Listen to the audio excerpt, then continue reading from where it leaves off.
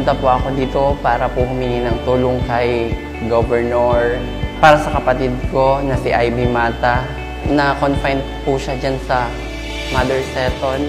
Nagpapasalamat po ako na nabigyan po ako ng tulong para sa anak ko po na nakakumpay sa Mother Seton.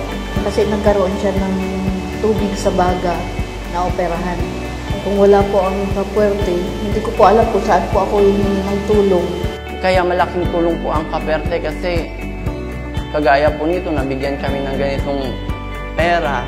Binigyan po kami ng 40,000 po ng Kapuerte po para mailabas yung ate ko. Ang naitulong po sa akin ng Kapuerte para sa bill ng anak ko is 35,000. Kay Governor Luigi, kay Congressman Migs, Congressman El Rey, sana po marami pa kayong taong matutulungan. May hirap, lalong-lalo na po yung mga nangangailangan. Buong puso po kami nagpapasalamat po sa inyo, sa lahat po ng Villafuerte po. Maraming salamat po sa lahat-lahat po.